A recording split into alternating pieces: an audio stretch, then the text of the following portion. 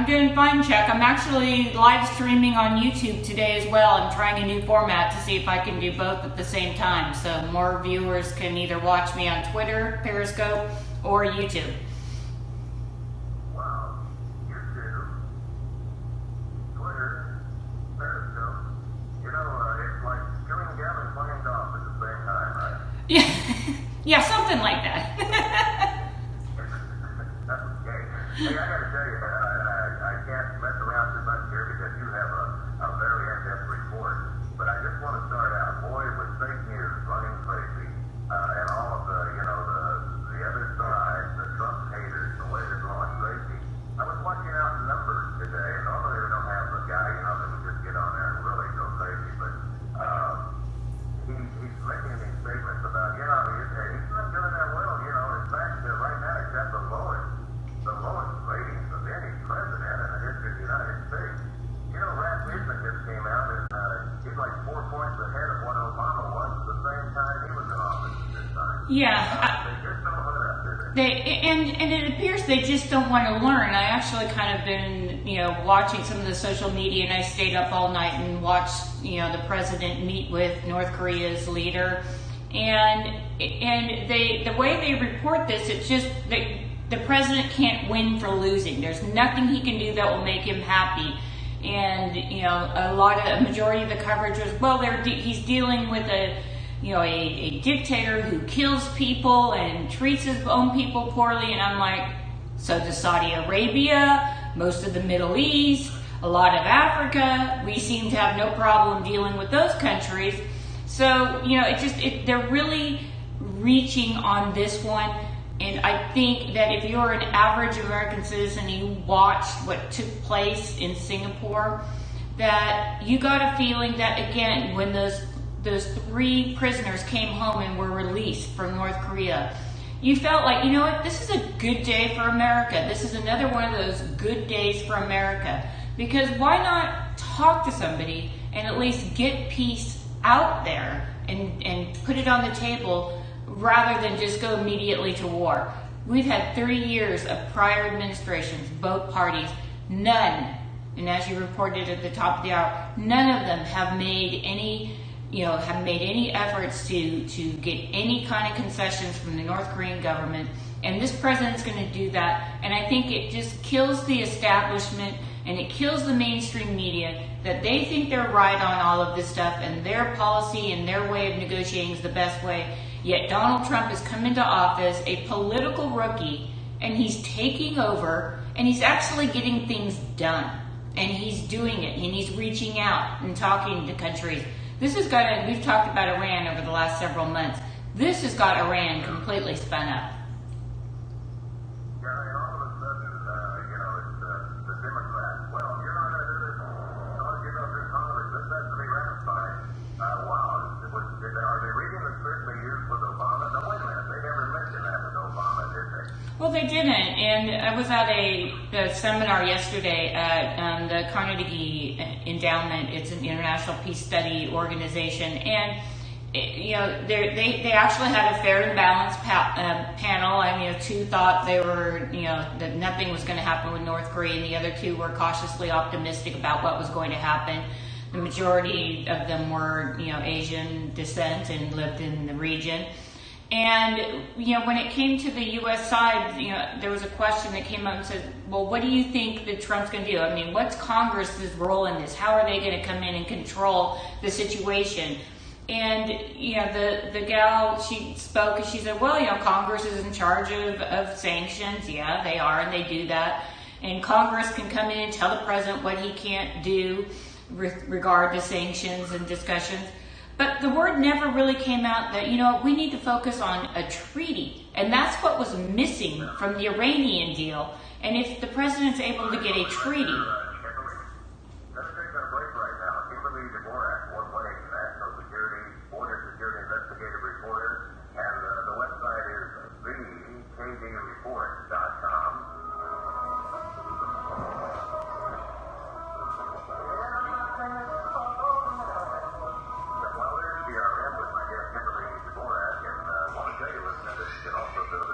Facebook. She has the link there where you can catch all the interviews and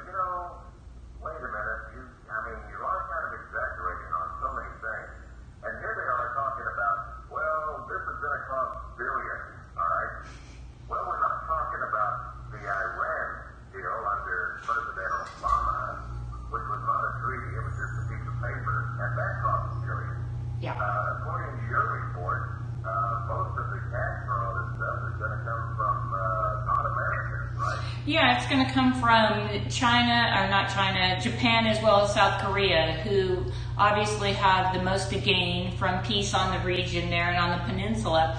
And of course, the Trump administration with the State Department and other diplomats have already been busy working out a deal to this effect for the last several months.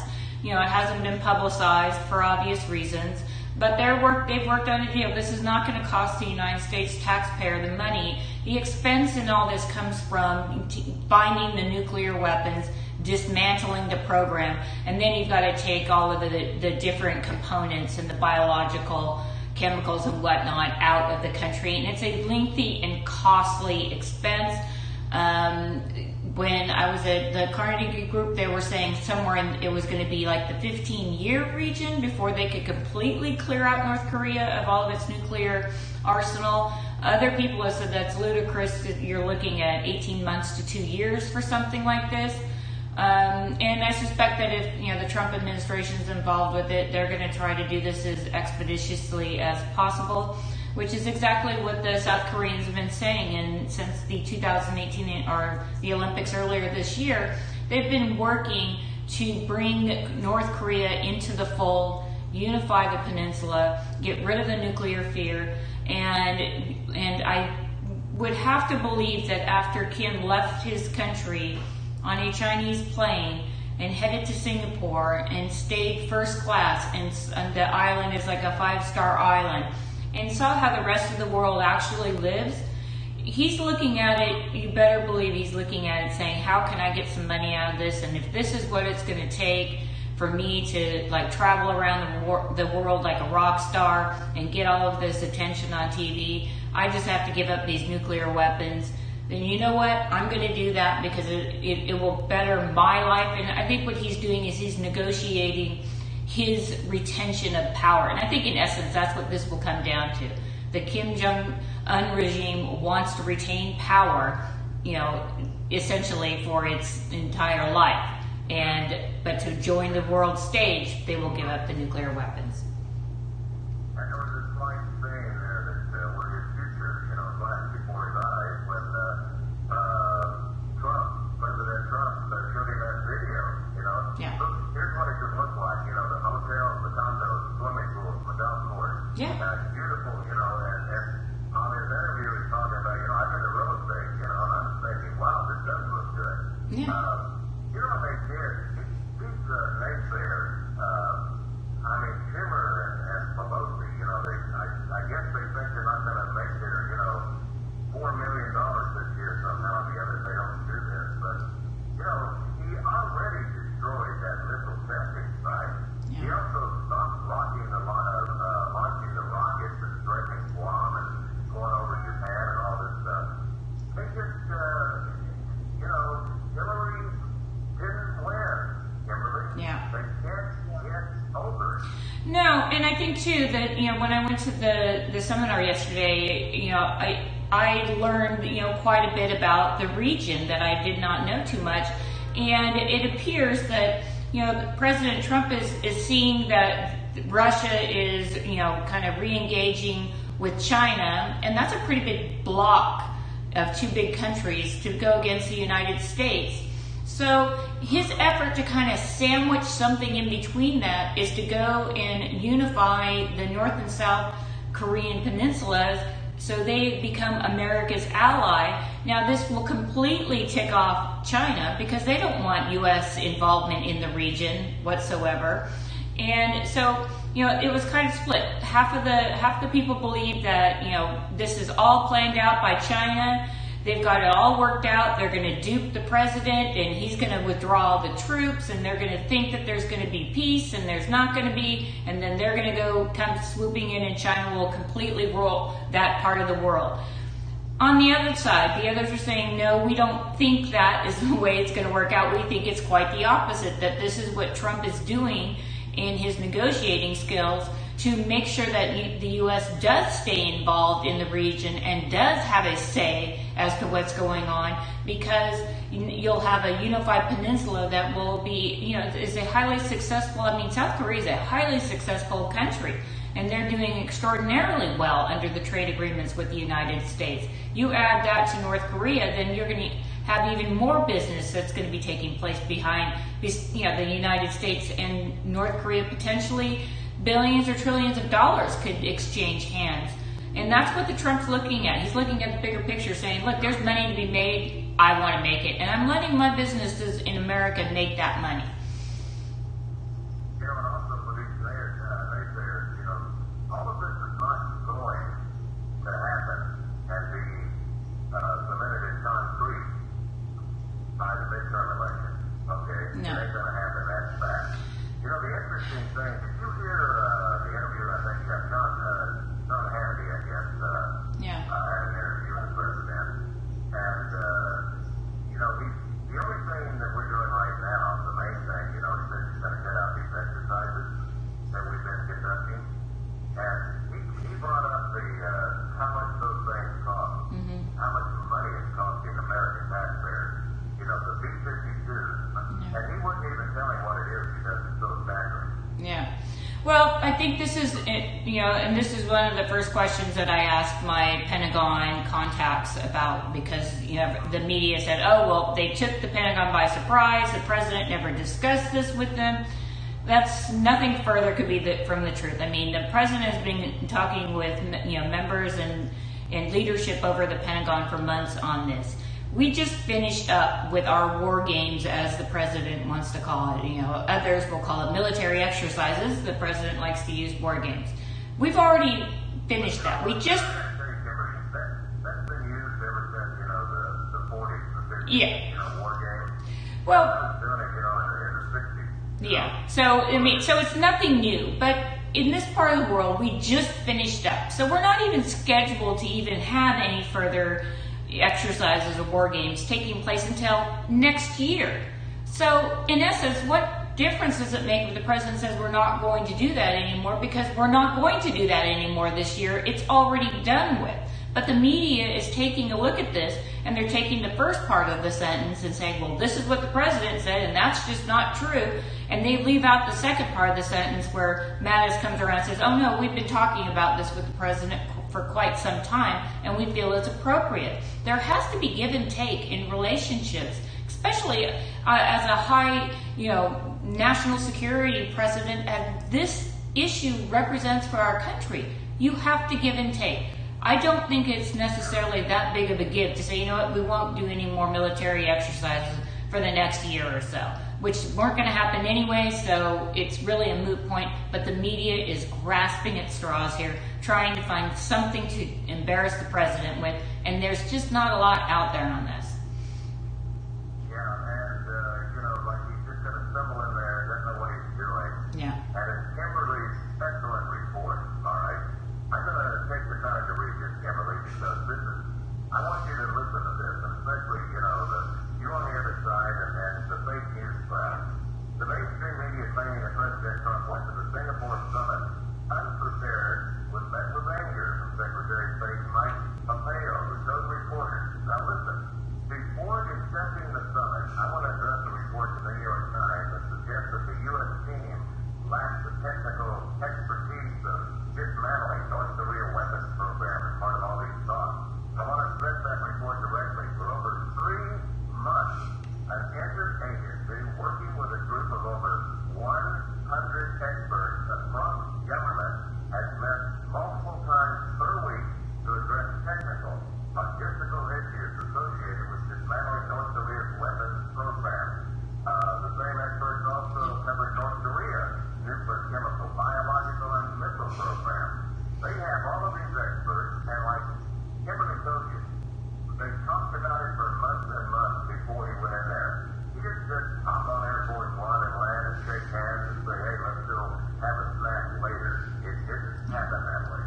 No, and it was even revealing in his interviews directly after the talks had ended, where he said, well, maybe I'll be here 6 months or a year from now, and we'll have peace, or maybe it won't work out, and I'll have to say, man, I was really wrong about this one. I mean, you have him stating that right after the fact, and that what that illustrates and what that shows the Kim Jong-un regime is that the president's open for this to fail. he's thinking in the back of his mind, this may not be working out, so if you guys think you're going to pull a fast one over us, I'm prepared for that as well.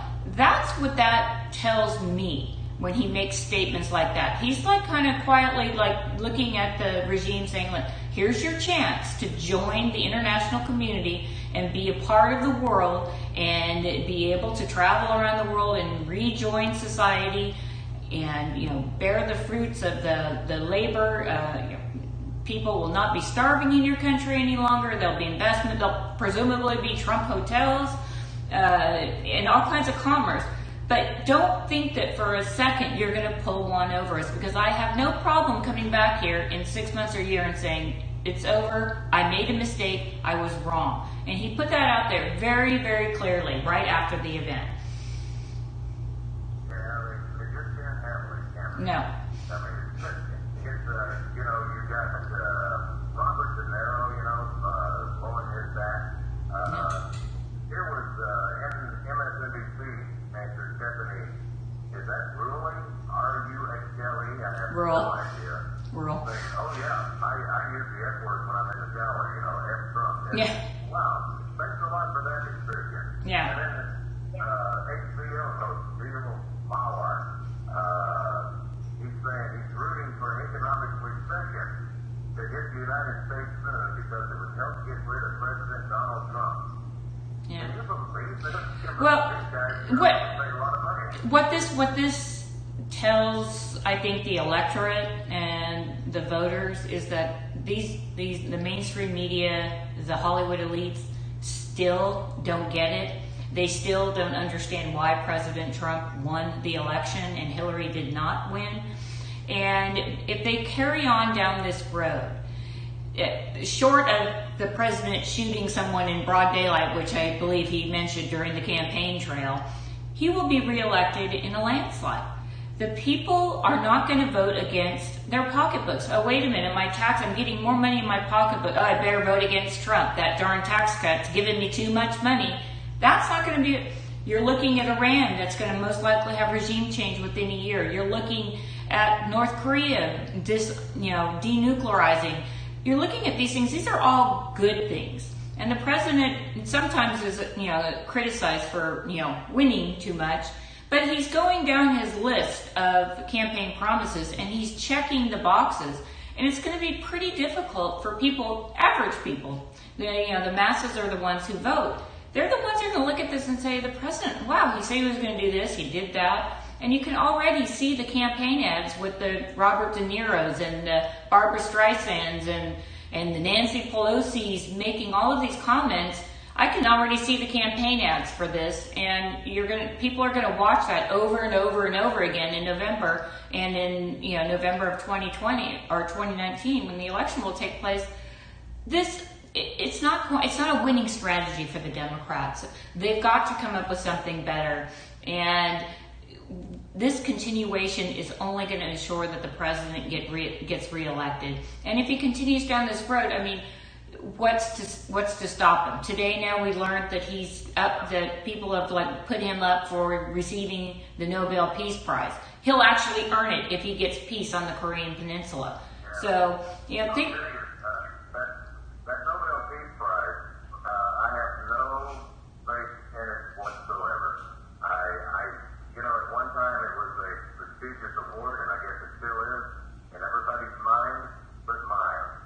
Because if you give it to a guy who never, ever had done anything except get elected president, I don't quite understand that. That's when they really lost it. And it wasn't, my bias against Obama. It was like, how in the hell do you give somebody the Nobel Peace Prize just because they got elected? Was it you had ESP and he was going to solve all the world's problems, or what? Yeah. I mean, you get elected, you get a Peace Prize because you're the first black president or half black president, or what? I just don't understand. Well, you know what? It's not going to end well, because what President Obama's watching, he's watching his entire legacy go up in smoke. And you're seeing that the Iranian deal has been ripped up and thrown away. And you're seeing that they are repealing Dodd-Frank and all of these achievements that the former president thought he was going to tack onto his legacy, he's losing those points day by day here. And so, in one other thing here, as we go into our final break, his unconstitutional health care bill. Unconstitutional, you can't throw a tax on somebody and make them do well. That's another story. All right, we're going to be right back. Kimberly Dvorak, KDReport.com, San Diego6.com, Periscope.com, YouTube. My goodness, where is she not? Well, I don't know. We'll be right back.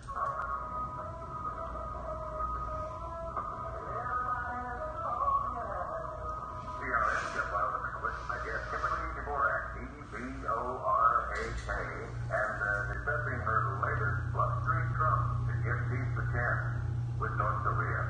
Hey, Kimberly, I'll let you go on with whatever you want to talk about, but I want to get into one thing here real quick, and that is, these North Koreans, from early birth, the only picture they can have hanging up in their, house other than maybe some kind of political poster is a picture, of the dictator. Yeah. And I mean, they are indoctrinated like this is the living God, and I'm thinking that the biggest problem, that Kim Jong-un's going to face is not the de-nuclearization, it's going to be the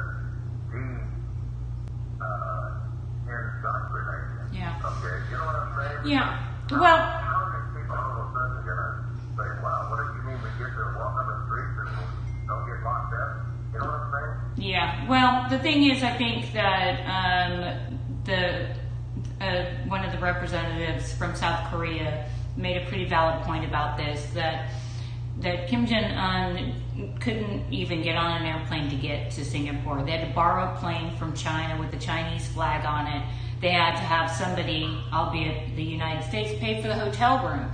And she made the point that this was something that in their culture represented a humiliation and was something that would embarrass the great leader, that when he goes home, he's going to have to explain why he was on a Chinese plane and why he was staying at a free hotel room provided for, presumably by the United States. And that the humiliation that comes along with that, not paying your own way, that would be a sign to the people, and that was a sign to the South Koreans that Kim Jong-un was very serious about this opportunity. Because if he wasn't serious about the opportunity, he wouldn't go through this whole exercise and embarrass himself. And that was a very valid point that she made on this, and that's something that I included in the article as well, and that people need to remember. It's a very different culture. They're a very reserved culture. And he's going to go home and he's going to have to deal with the people, and they're going to say, well, maybe because he went through this process that it's okay for us to start going on the internet and start realizing that we can join the world here and be a part of the world and global economies. And her name was Park, right? Yeah. She's a fellow here, but she's from South Korea. She's a fellow at the Woodrow Wilson Center here in Washington. And the interesting thing, is that whenever they were talking back and forth, Kim Jong-un said, it took a lot for me to get here, and I think he might have I think the President Trump said that, like, we did have to talk a lot, and you finally agreed to it. Mm-hmm. But I think he was talking about, I had to get the plane right, I had to get the hotel right, I had to, all this stuff. And it is interesting, it was a Chinese plane, but it was built in America, getting the North Korean dictator here, so there's a lot of cooperation going on. A lot of cooperation, but it just shows you also that China was in the loop with all of this, and anybody who thinks that the president didn't work with South Korea, Japan, or China are also mistaken. The United States has been working hand in hand with them, and they think that Trump had the best shot to open up North Korea, and it looks like talks are on the table for now.